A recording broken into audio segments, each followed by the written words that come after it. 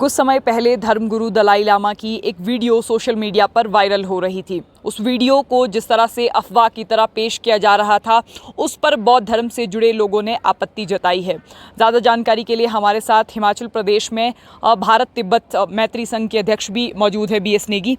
पहला सवाल आपसे, जिस तरह जो वीडियो सर्कुलेट की जा रही थी और जिस तरह से दलाई लामा को दिखाया जा रहा था उस वीडियो में, तो आपको क्या लगता है कि उस वीडियो के पीछे का सच क्या है?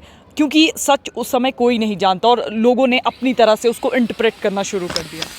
जब परम पावन दलाई लामा जी ने जो तिब्बत, ये जो मंगोलिया के सबसे और जो उच्च जो धर्मगुरु हैं वो है खेलका जिचुन धम्पा, उनको एक उस पर किया, उनका अभिषेक किया, उनको उसके जो गद्दी पर बैठाया, क्योंकि वो अवतारी पहले जो थे उनका देहावसान हो गया था। उसके बाद अभी जो है नए जो है उनको एक बड़े जो लामा होते हैं वो उसको उस गद्दी पर बैठाते हैं, एक किस्म से अभिषेक की तरह। ये अभिषेक किया और उसके कुछ दिन के बाद जो वहाँ पे जो पहले जो वीडियो था, जो उनका जो था उसको क्या किया, उसमें से एक छोटा सा क्लिप लिया, सब कुछ हटा करके।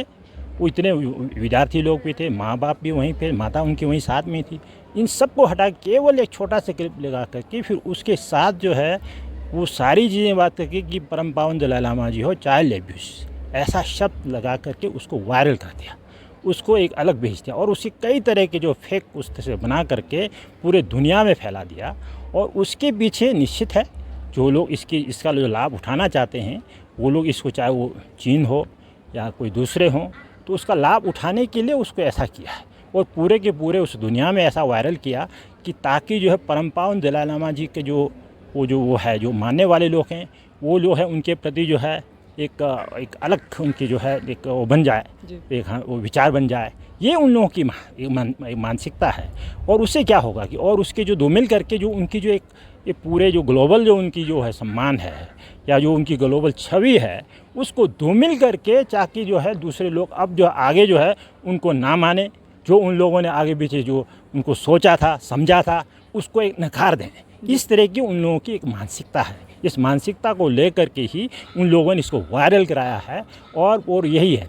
मगर आप ये समझ सकते हैं कि जब वो कईयों ने जब आप बाद में जब देखा कि उसको बिल्कुल एक बारीकी से उसको जब छानबीन की तो उसमें वो सही नहीं निकला, है ना। तो ये एक है कि एक सनसनी फैला देना, दुनिया में एक ऐसी खबर फैला देना, क्योंकि परम पावन दलाई लामा जी ऐसा तो नहीं है कि किसी एक क्षेत्र के हैं या एक क्षेत्र के लोग मानते हैं, पूरे एक दुनिया में उनकी एक अलग छवि है, पूरे दुनिया के लोग उनको सम्मानित करते हैं। तो आप समझ सकते हैं उनका जितना सम्मान बढ़ेगा, जो उनके जो है जो देश उनको नहीं चाहता है तो वो तो करेगा, है ना। तो ये उनका वो है। बात ये सिर्फ भारत की नहीं है, बात अलग अलग देशों की भी है। आपसे भी मैं बात करूंगी, लेकिन ma'am I want to know from you that why is holiness make an public apology for the incident? Okay, that is a very good question. Thank you. So I want to say that he apologized not because he is saying I did it. He is apologizing. That shows his humanity. That shows his humbleness. He is such a great person that even though he didn't do anything wrong, but still he apologized. Yeah. If the child felt that it's a little bit inconvenienced. So yeah. You can interpret. Okay, just 1 minute. Okay. And also, moreover, if the child and his mother, if they felt a little bit uncomfortable, they could have launched the case and all. But it didn't happen actually. Actually, it is the public who are just looking, and it's not just public, the media also. They are just looking at a part of a video, just a story. And they are not looking at the whole narrative. If you watch whole narrative and whole video in YouTube, you can see it's clearly a playfulness between His Holiness Foreign Dalai Lama and this young boy. Ma'am, do you think it's an international conspiracy? That I don't think so, because I believe that not all the news media has circulated it. It's just few social media, they have misinterpreted it in a very negative way. Yeah. Do you think the link has been generated from China? Because every time you were interpreting about China, you were saying about China that China has some conspiracy about Tibet also. Yes. One thing we should know that we are here, and our grandparents, everybody fled from Tibet in 1940 1959, sorry. So at that time, we fled here. We are here as an exile. So we fled because of Chinese occupation. Because China name came every time when we talk about Tibet or when we talk about His Holiness Dalai Lama. Because China has been doing this sort of defamation and discrediting. Because in any way they will try. Because if you look at the source of video that is being uploaded in Twitter, it was a fake account. So don't you think who is behind it? It's absolutely clear that it's Chinese. You are sure about it that China is behind all the incident? Yes, I can guarantee, and as a personal view, I think that it is China. Otherwise, who could have done it? Right? Thank you sir, आपसे भी जानना चाहूँगी क्योंकि आपने तो पूरी उम्र बौद्धिज़्म को समझा भी है, जाना है, नज़दीक से देखा है। आपसे ये जानना चाहूँगी कि जिस तरह मीडिया की बात हो रही है, मीडिया इंटरप्रिटेशंस की बात हो रही है, मीडिया ने तो इंसिडेंट को रिपोर्ट किया है, तो फिर वो वीडियो का सच, उसके पीछे मीडिया को ब्लेम करना, ये कहाँ तक उचित है? मेरा सोच ये है, जैसे आप बताते हो कि सोशल मीडिया पे ये आजकल चल रहा है, वायरल हो रहा है। जी। यदि वो वायरल हो रहा है, आप उसकी हकीकत को जब तक नहीं जानोगे तब तक तो आप उस शख्स को बिल्कुल बदनाम कर दोगे। लोगों के मन में ये पैदा होगा, बौद्ध धर्म जो भारत और जो बौद्ध धर्म को मानने वाले हैं उनमें एक बंटवारा होगा कि देखो धर्मगुरु का भी ऐसा वायरल हो रहा है। जब तक आपको हकीकत पता नहीं है, आप इस प्रकार वायरल कैसे करते हो? जब हकीकत को जाने बिना एक की देखा देखी में दूसरा न्यूज़ चैनल, तीसरा न्यूज़ चैनल, तब तक तो वो जो है समस्या का तो समाधान होने के से खराब पहाड़ बन चुका होगा लोगों के दिमाग में। हाँ, ये हो सकता है। आखिर हम चाहते क्या हैं कि कोई भी लामा या गुरु जितने भी हैं उनमें कोई भी सही नहीं है। अभी तक तो टीवी में आता रहा, अब उसमें सही भी पीस रहे हैं। जब तक हकीकत को जाने बिना आप लोगों का, मीडिया का ये बताना मैं तो उचित नहीं समझता। जी। इसके अलावा अब आपसे भी जानना चाहूँगी, जिस तरह भारत और चीन की बात में तिब्बत आता है, तिब्बत का सवाल आता है, तो तिब्बत में जब भी कोई घटना घटती है, तिब्बती लोगों को जब भी कोई समस्या होती है तो नाम चाइना का आता है। इसके पीछे का रीज़न क्या है? क्या आपको लगता है कि इस वीडियो के पीछे भी चाइना का हाथ है? बिल्कुल, मुझे यही लगता है कि इसके पीछे चाइना का ही हाथ है, क्योंकि चाइना जो है भारत और जो तिब्बत के बीच में संबंध है और हिमालय रीजन में जितने भी बौद्ध धर्म को चाहने वाले हैं उनके बीच में एक मनमुटाव पैदा करना चाहता है, ताकि बौद्ध धर्म को मानने वाले, दलाई लामा जी को पूजने वाले, उनमें आस्था रखने वाले, उनकी संख्या को कम किया जाए।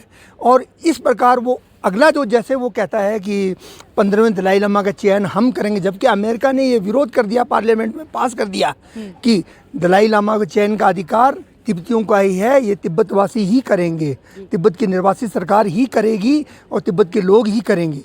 तो लेकिन चाइना ये चाहता है कि एक कठपुतली दलाई लामा हम खड़ा कर दें। अगर हमने ऐसा खड़ा कर दिया, वर्तमान दलाई लामा के ऊपर अभिषेक इस प्रकार लाछन लगाया जाए तो फिर इनका रास्ता आसान हो जाएगा। तो मुझे तो ये बहुत गहरी साजिश लगती है और ये भारत तिब्बत संबंध और भारत मैत्री के ऊपर भी बहुत बड़ा आघात होने जा रहा है। एक आखिरी सवाल मेरा आपसे अब, और जिस तरह से सर ने भी कहा कि चाइना एक डमी दलाई लामा बनाना चाहते हैं, इसके पीछे का तथ्य क्या है? इसके पीछे देखिए, चाइना ने जब 59 में जब पूरी तरह से उसको कैप्चर कर दिया था, हालांकि वो 50 से शुरुआत किया था, और 59 में जब पूरी तरह से जब उसको तिब्बत को कैप्चर किया तो बिल्कुल वहाँ की जो धर्म संस्थाएं थी, शिक्षा संस्थाएं थी, उन सबको मिटा डाला। उन्होंने कहा कि कोई भी जो है यहाँ पे बौद्ध ना हो या भिक्षु ना हो, इस तरह की सबको मिटा दिया। उनका ये कहना था कि बिल्कुल वहाँ के धर्म को जो है बिल्कुल ना मानो, क्योंकि जो अपनी जो है एक कम्युनिस्ट जो सोच है उसके तहत धर्म को एक अफीम माना है। अब आप इतने साल बीत गया तिब्बत को कैप्चर करके, और इतने साल बीतने के बाद भी जो वहाँ के जो निवासी, बाहर वाले तो क्यों मानेंगे, मगर जो अंदर जिसके ऊपर वो शासन करती आई है, वो चीन की सरकार जो है उसको वो भी अपने नहीं। बार बार जो आप देखें कि बीच में जो है वो लोग विरोध करते हैं, उनका जो खड़े हो जाते हैं, कितना जो वहाँ पे जो है लोगों को मार देते हैं। तो जब ये हुआ तो अब उन्होंने एक अपनी नीति बदल दी। अब आप देख सकते हैं वहाँ कुछ बौद्ध बिहारों को कुछ ठीक किया, वहाँ जो कुछ जो यहाँ कोई पठन पठान का कुछ जो है काम किया है, वहाँ बाकायदा एक टिपोलॉजी एक वो जो इंस्टीट्यूट भी बनाया है। तो अब उन्होंने समझा कि भाई ये जो तिब्बत के लोग जो है इनकी जो मानसिकता है धर्म के प्रति वो अपने गुरुओं के साथ है, गुरुओं के साथ जुड़ी रहती है और गुरु जैसा हो और उसके पीछे वो चलते हैं, उनके आदेश पर चलते हैं। और जब ऐसा होगा तो अब ये लोग जो है काबू में आने वाले नहीं है। इसलिए हम क्या करेंगे, जो इनके जो धर्मगुरु हैं वो हम लोग अपना घर यहाँ बनाएंगे। अपना जब धर्मगुरु बनाएंगे तो तिब्बत के लोग भी जो है उनको मानने लग जाएंगे। तो ये लोग जो है वो जो वहाँ की जनता जो है वो जो है उनकी जो है बिल्कुल उनकी सरकार की बात मानेंगे और उनको समझेंगे कि भाई हम लोग चीन की ही प्रजा है। तो ये उनकी एक मंशा है। इसी को लेकर के आप देखेंगे पंछन लामा जी को जो यहाँ पे जो अधिकार हुआ, यहाँ पे जो उनकी घोषणा हुई थी, घोषणा होते ही जो तुरंत उनको जो है कैप्चर कर दिया और उनको जो है अंदर कर दिया। और फिर उन्होंने अपना एक सरकारी जो है एक पंचनामा खड़ा कर दिया और उसके माध्यम से परम पावन दलाई लामा जी के खिलाफ प्रचार करने लग गए, है ना। वो जो क्योंकि सरकार जो बताती है वही करते हैं। तो उसी तरह से वो चाहते हैं कि अगला जो 15वां जो धर्म जो तो दलाई लामा जी हो वो उनका अपना बनाए और अपना बनाने के बाद जो है सारे जो तिब्बत के लोग जो वहाँ जो अंदर जो रहने वाले लोग जो हैं वो उनके पीछे बात मानेंगे और उनकी जब बात मानेंगे तो ये अपने आप जो है हमारी जो यहाँ जो तिब्बत जो है